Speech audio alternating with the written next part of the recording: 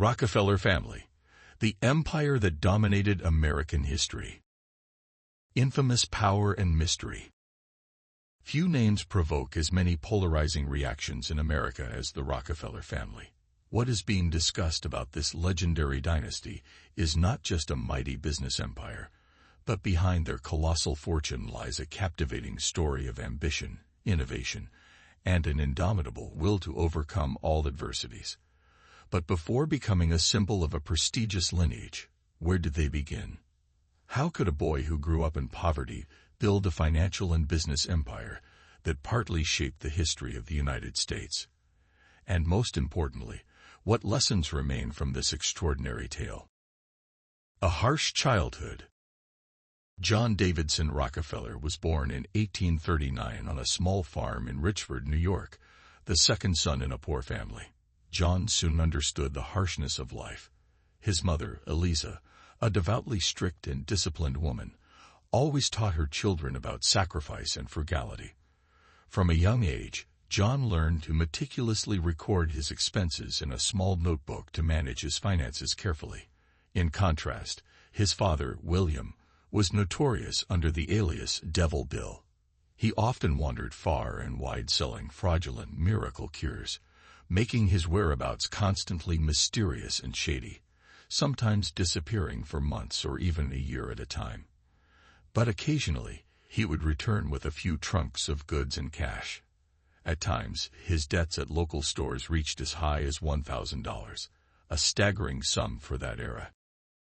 "I went through a strange training process at home," John once recalled, as if it were business training from childhood.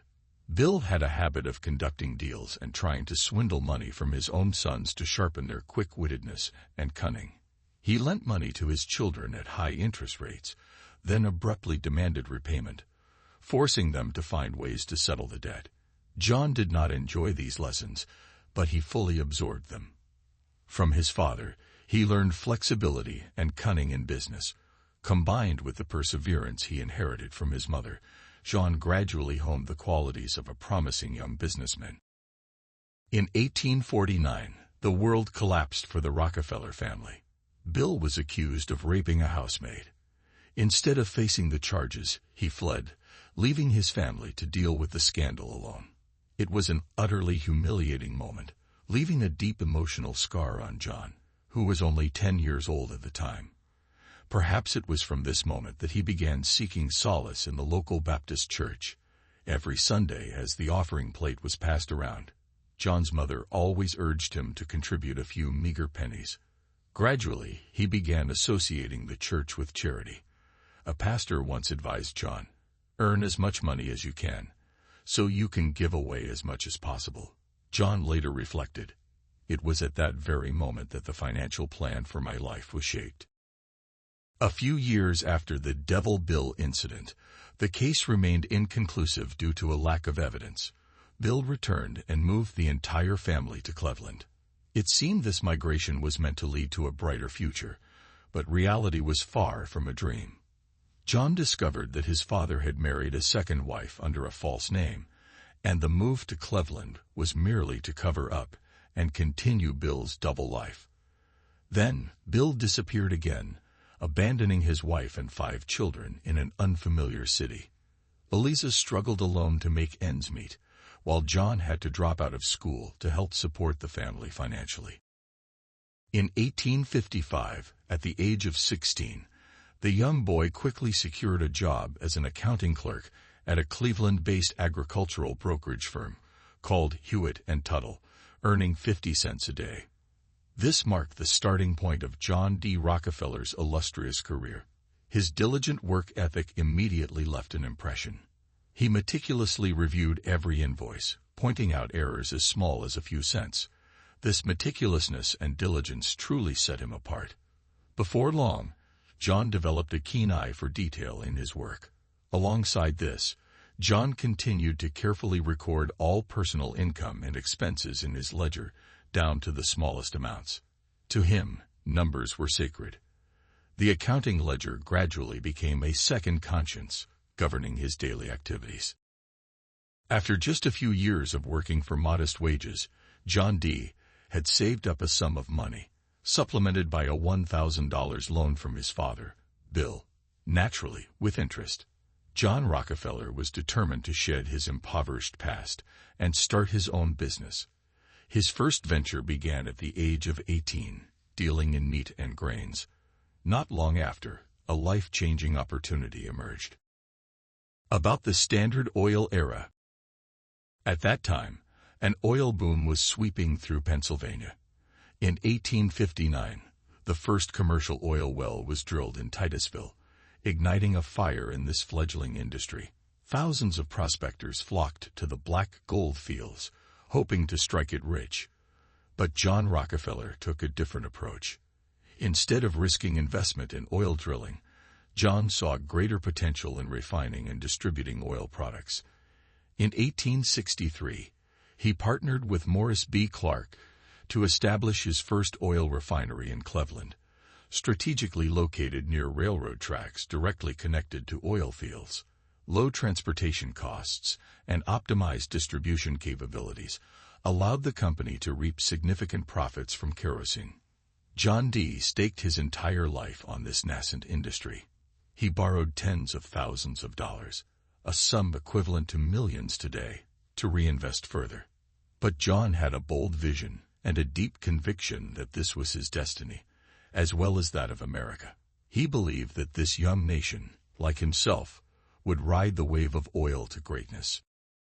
Alongside his business endeavors, John D. never ceased nurturing his faith and charitable activities.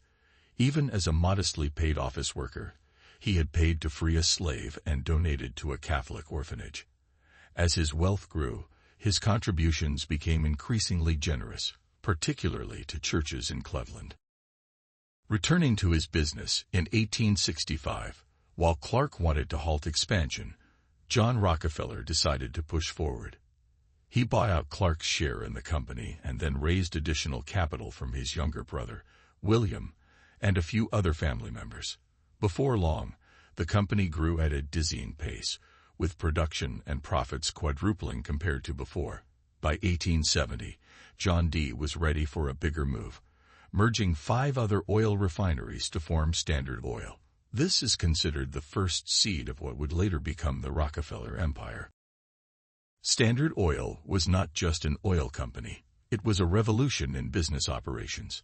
Rockefeller implemented advanced management methods unprecedented in his era, from optimizing production processes and tightly controlling costs to building a distribution network.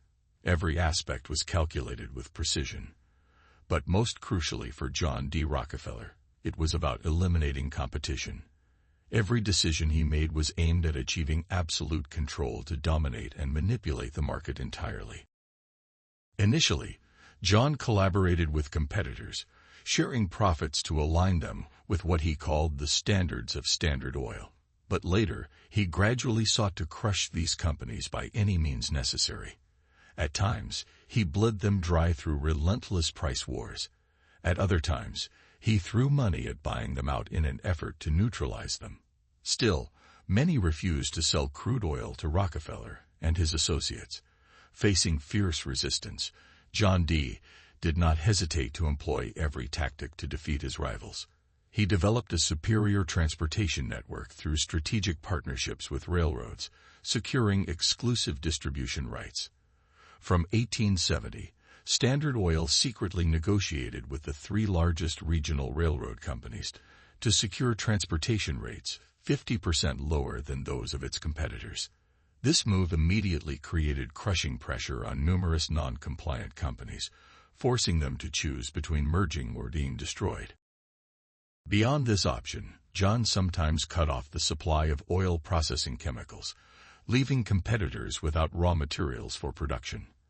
At other times, he spent money to buy up all the barrels on the market, preventing rivals from storing or transporting their goods. Even specialized tank cars were tightly controlled by John, creating maximum difficulties for any company outside of Standard Oil. These aggressive measures quickly proved effective. Within just a few months, Standard Oil had acquired 22 out of the 26 oil refineries in Cleveland. By 1879, at the age of 40, John D. Rockefeller controlled 90% of the world's oil refining operations. It is easy to see why the Standard Oil conglomerate wielded immense geopolitical influence. However, such excessive monopolization also led to countless criticisms of Standard Oil. The public began referring to Rockefeller with unflattering titles, such as robber baron or tyrannical monopolist. Hearings, investigations, and lawsuits began to challenge the Standard Oil empire. John D. was summoned to testify at one forum after another. In 1897, John D. Rockefeller retired from Standard Oil, retaining only the title of chairman in name, with no public announcement made. However, the legal troubles and ethical controversies surrounding this monopolistic empire were far from over. Notably, in 1901, journalist Ida Tarbell of McClure's magazine set out to unveil the mysteries surrounding America's most powerful businessmen. With her investigative and analytical prowess, Tarbell's serialized exposes sent shockwaves through public opinion, uncovering a litany of shady dealings, from monopolistic railroad agreements and bribery to the ruthless acquisition of competitors. Tarbell's revelations enraged readers and spurred government intervention. Even President Theodore Roosevelt publicly condemned Rockefeller as a lawbreaker. Author Upton Sinclair declared, "No honest person should work with him." The public branded Rockefeller a robber baron, and he even received numerous death threats and insults.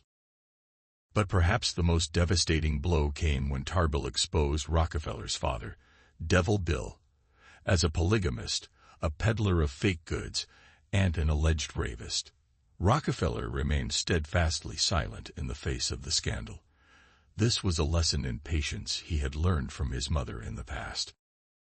In 1911, after a series of investigations and hearings, the federal government issued comprehensive antitrust indictments against Standard Oil.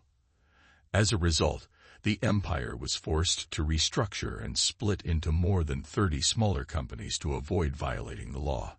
It was thought this would weaken Standard Oil, but history proved otherwise. After the breakup, the individual Standard Oil companies were worth more than the single conglomerate. In the following years, their stock values doubled and tripled. Ultimately, Rockefeller amassed the largest personal fortune in history, equivalent to nearly 2% of the U.S. economy. In fact, losing the antitrust case turned John Rockefeller into the world's first billionaire in USD. His streak of luck was far from over. Just as electric lighting threatened to eliminate the need for oil, automobiles emerged. The rapid rise of the automotive industry unexpectedly propelled petroleum products to become the new king of the energy market. This explosive growth is credited with helping Standard Oil and its subsidiaries rebound strongly, and John D. Rockefeller's son was among those who benefited. Concerning the heir, John D. Rockefeller, Jr., also known as Junior, to distinguish him from his illustrious father, was the true inheritor of the Rockefeller family's vast estate. Born in 1874, Junior had a strict childhood, adhering closely to his parents' principles. From a young age, Junior was taught to be frugal, to record all income, and to engage in philanthropy. He grew up under immense expectations, bearing the heavy burden of being the only son and sole heir. The pressure was so great that it caused Junior to suffer nervous breakdowns, twice before the age of 18. Junior enrolled at Brown University in September 1893.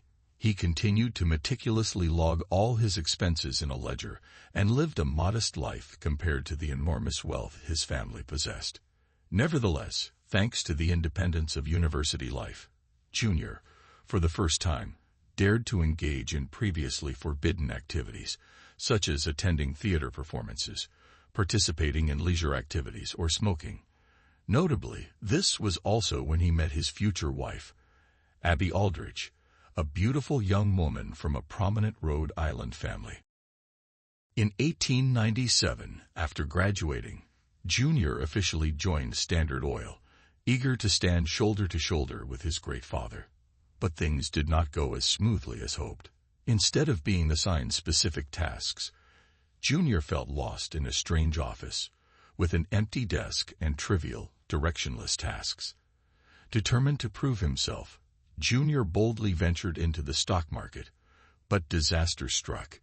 Ill-advised by a shady speculator, he lost $1 million of the family's money, a costly mistake for the heir. Gradually, despite taking on significant roles within the empire, Junior realized he was entirely different from the ideal model his father envisioned. He lacked the instincts of a seasoned capitalist and had little interest in schemes to monopolize or control markets. Instead, Junior empathized with many competitors and was willing to offer them financial lifelines. In the early 1910s, as Standard Oil was forced to restructure and continued to grow, Junior seized the opportunity to step away from leadership roles. He shifted his focus to his true passion, philanthropy, and preserving the family legacy. From 1913, Junior, together with his father, co-founded the Rockefeller Foundation with an initial endowment of $100 million. The foundation's ambitious goal was to promote the well-being of humanity worldwide, and it truly became one of the largest charitable organizations in history, cementing the Rockefeller name as a symbol of earning wealth to give back.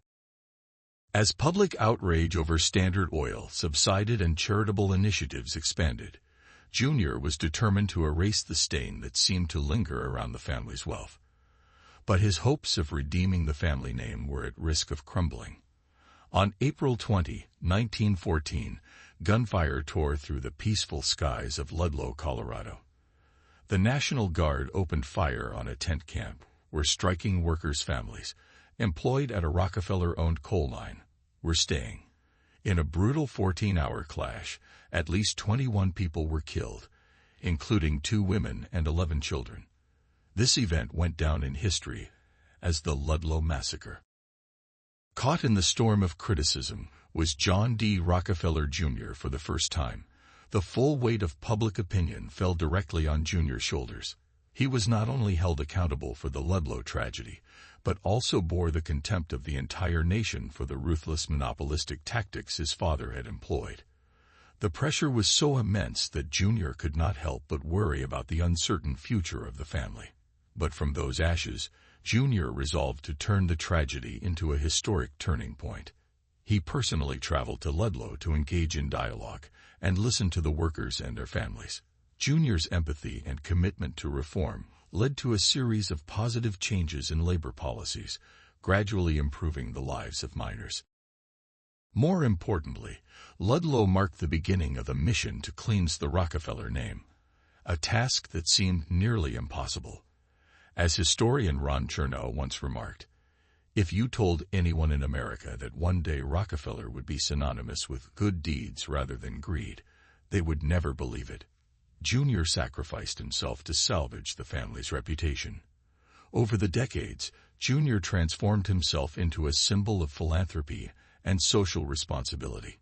He not only restructured the business, but also donated millions of dollars to healthcare, education, and the arts. From the infamy of Standard Oil, a model of a humanitarian entrepreneur was forged. About the third generation. In 1937, John D. Rockefeller passed away at the age of 97 in his Florida mansion. His funeral was held solemnly at the family estate in Pocantico Hills. All operations of the Standard Oil empire worldwide paused for 5 minutes to honor the man who had founded it. From the 1930s onward, the Rockefeller family seemed to have completely shed its once controversial and scandal-ridden image. Most subsequent generations of the dynasty focused on social, artistic, and charitable endeavors, but Nelson Aldrich Rockefeller, Jr.'s second son, had a different path. Born in 1908, Nelson inherited many traits from his grandfather, from leadership skills to political ambition. Despite numerous setbacks, Nelson eventually became the governor of New York and vice president of the United States. Nevertheless, a sense of regret looms large when reviewing Nelson's political career. In reality, he had the opportunity to represent the Republican Party in a presidential run, but his divorce from his wife of 30 years, followed by a remarriage during a sensitive election period, cost him all his advantages. The collapse of Nelson's presidential campaign prevented the Rockefeller family from reaching the pinnacle of power in American society, an achievement that Donald Trump, another scion of a wealthy dynasty, accomplished in the 21st century. Meanwhile, other children of John D. Rockefeller Jr. also left significant marks in various fields. Abigail and John III were renowned for their philanthropy. Lawrence was a pioneer in conservation. David served as chairman of Chase Manhattan Bank. Winthrop also became a public figure. In 1966, he was elected governor of Arkansas.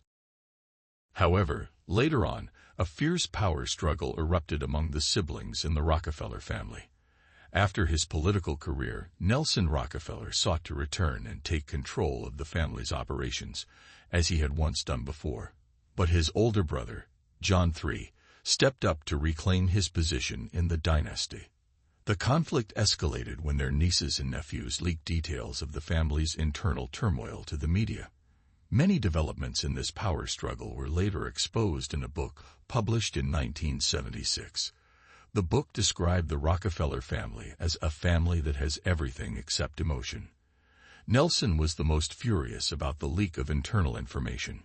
He called his nieces and nephews disloyal, ungrateful, and irresponsible, stating, with few exceptions, they cannot be trusted with the family's organizations.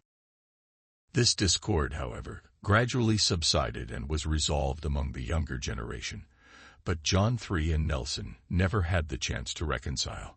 John III died in a car accident near his home in Pocantico in July 1978, and Nelson survived only 6 months longer. In the 21st century, the Rockefeller family remains one of the wealthiest and most influential dynasties in America. However, their influence has significantly diminished compared to its peak in the 20th century. According to Forbes, the total wealth of the Rockefeller family is estimated at around $10 billion. However, this immense fortune has been divided among numerous family members across multiple generations. Today, no individual Rockefeller family member ranks among America's richest people. Nevertheless, the Rockefeller family continues to wield considerable influence through the charitable organizations and investment funds they have established, such as the Rockefeller Foundation and the Rockefeller Brothers Fund. These organizations focus on areas such as healthcare, education, scientific research, and sustainable development. Politically, some Rockefeller family members remain active, with notable examples like former U.S. Senator J. Rockefeller. However, the family's direct political influence is no longer as strong as during its golden era. Today, the Rockefeller family is also known through the presence of prominent figures such as Professor Stephen Clark Rockefeller or Harris Ariana Rockefeller. It can be said that, although no longer a dominant force as in the past, the Rockefeller family remains a wealthy and influential dynasty in American society through its charitable activities and investments. And that is the history of the formation and development of the Rockefeller dynasty, from being nobodies to becoming one of the conglomerates that completely dominated the U.S. economy in the 20th century. In just over half a century, this empire carved out a unique and nearly unrivaled position in history. Over time, the Rockefeller family has become a quintessential example of the definition of rising up and achieving sustainable success, but not without its share of controversy and infamy.